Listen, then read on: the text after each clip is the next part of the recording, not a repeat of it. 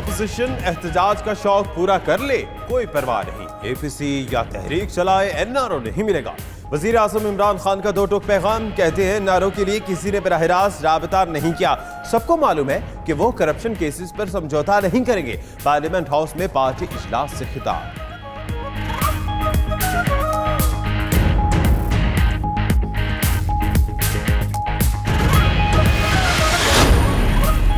कई हुकूमती अरकान ने एहतसाब के अमल को यकतरफा करार दे दिया।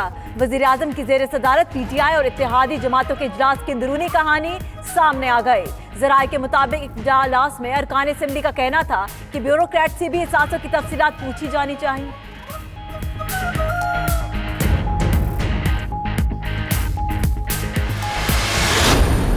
इमरान खान के साथ ना अर्दगान ने बात की है, ना शाह सऊदी अरब वाले ने की है, ना यूएई वाले ने की है।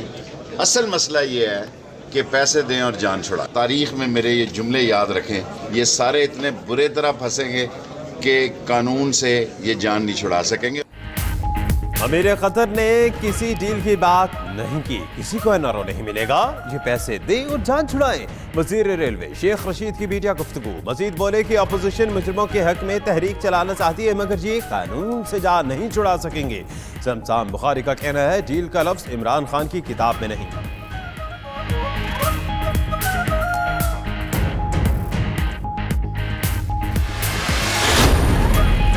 हमने कानून को मुतहर्रिक कर दिया, जिसने जो गलत किया उसे सजा जरूर मिलेगी।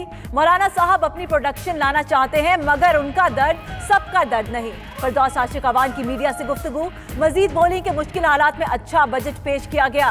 पीटीआई ने तालीम को अपनी अव्वलीन तरजीह रखा है। वजीर आजम मुल्क में यकसा निसाब और तालीम चाहते हैं।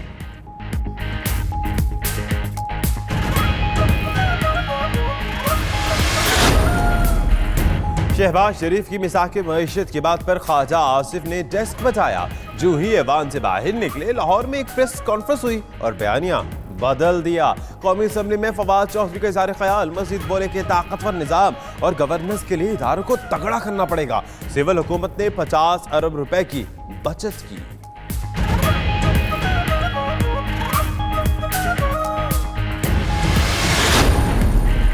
फवाद चौधरी के साथ उनकी पार्टी ने जो किया, हमें कुछ करने की जरूरत नहीं। ख्वाजा आसिफ का जवाबी बार। बोले असूली तौर पर आज भी मिसाक मईशत के हमायती हैं, मगर ये हुकूमत और अपोजिशन में नहीं, सियासी जमातों में होना चाहिए। ख्वाजा सादिर फीक ने कहा उन्हें रगड़ा तकरीरों की वजह से लग रहा है। नैब का काला कानून मईशत खोखला कर रहा है, जमहूरी निज़ाम खतरे में है।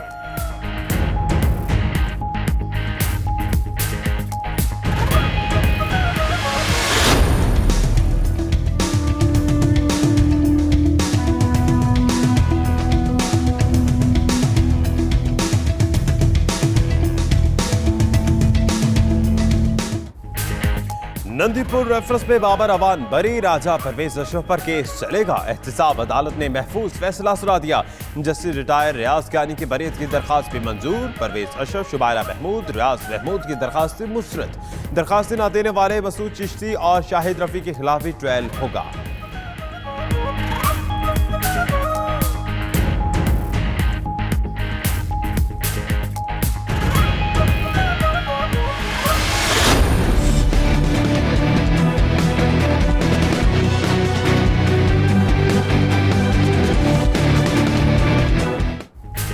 शर्जील मेमन की बिल आखिर सुनी गई। करप्शन रेफरेंस में जमानत के बाद रिहाई मिल गई। सिंध हाई कोर्ट ने जमानत मंजूर की। शर्जील के बैरून मुल्क जाने पर पाबंदी होगी। फैसला आते ही जयाले खुशी से निहाल, मिठाई बांटी। उधर नैब ने गैर कानूनी सासों के केस में गिरफ्तारी डाली, मगर अदालत ने वारंट गिरफ्तारी मुअत्तल कर दिए। डीजी नैब और नैब प्रोसिक्यूटर को 27 जून के लिए नोटिस जारी।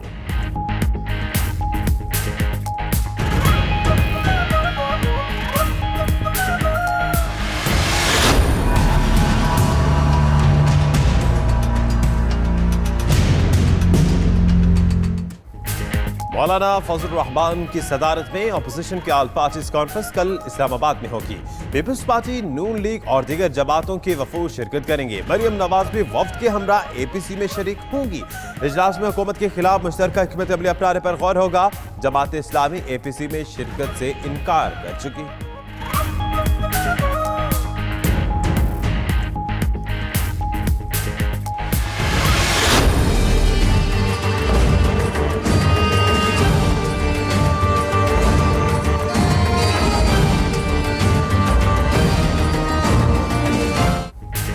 मरियम नवाज को पार्टी की नायब सदारत से हटाने की दरख्वास्त। मरियम नवाज ने जवाब जमा करा दिया। आइन और इलेक्शन एक्ट में ऐसी कोई शर्त नहीं कि सजा याफ्ता शख्स पार्टी का ओहदेदार नहीं हो सकता। नवाज शरीफ से मुतालिक सुप्रीम कोर्ट के फैसले का इलेक्शन कमीशन पर इतलाक नहीं होता। मरियम नवाज का जवाब। समाअत 4 जुलाई तक मुलतवी।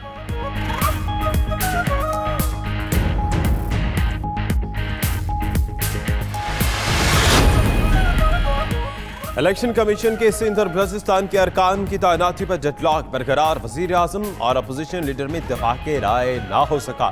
हुकूमत का सुप्रीम कोर्ट जाने का फैसला। नए मुल्क ने तस्दीक कर दी। बोले मामले पर बनाए गए पार्लियामानी कमेटी भी किसी नतीजे पर नहीं पहुंच सकी।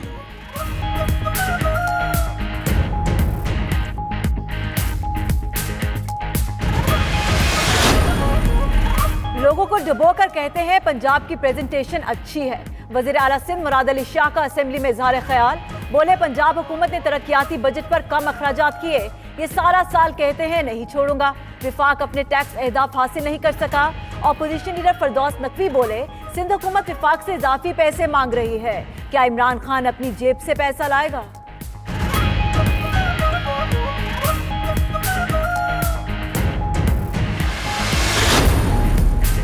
पीटीआई वालों ने लोगों से जिंदगी छीन ली है। हमजा शहबाज का कहना है कि लोगों के पास 2 वक्त की रोटी नहीं। पीटीआई वालों को अवाम के कहर से डरना चाहिए। हर आने वाला दिन लोगों की तशवीश में इजाफा कर रहा है। भांत भांत की बोलियां बोलकर ये समझते हैं कि हमेशा इख्तिदार में रहेंगे। बहुत जल्द नियाजी खान का मुहासिबा होगा।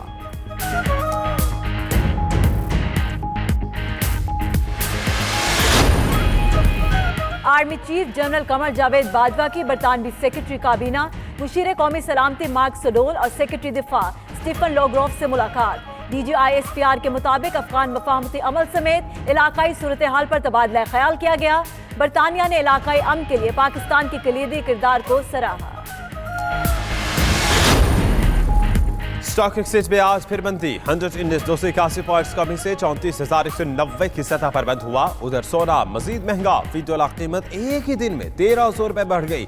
80,500 रुपए की नई बुलंद तरीन सतह पर जा पहुंची।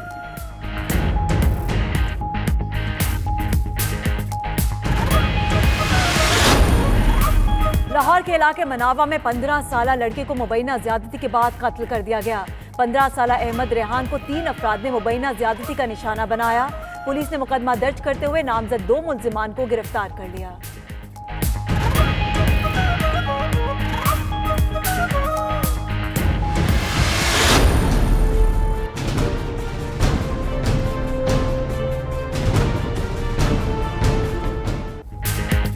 हरनाई में तूफानी बारिशें, कई इलाके सैलाब की जद में आ गए। अख्तराबाद और जलालाबाद में पानी घरों में दाखिल हो गया। जिला भर में इमरजेंसी नाफिज कर दी गई। डिप्टी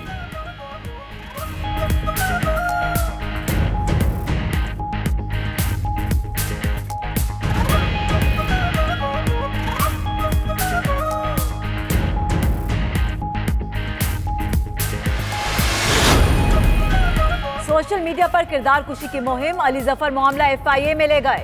कहते हैं विफाकी तहकीकाती इदारे को तमाम शवाहिद दे दिए। किरदार कुशी मुहिम में शामिल अनासिर को बेनकाब करने पर मद्दाहों के मशकूर हैं। साइबर क्राइम की सजा 3 साल कैद है। अपने हुकूक याद रखो और उनके लिए लड़ने से ना घबराओ।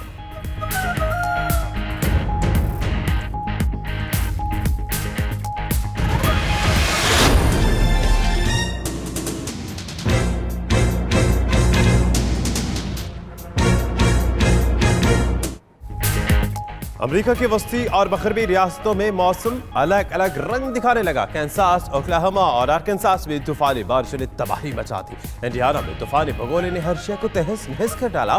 कई इमारतों को नुकसान। उधर कोलोराडो में मौसम गर्मा के दौरान गैर मुतवक्के बर्फबारी ने भी सबको हैरान कर दिया।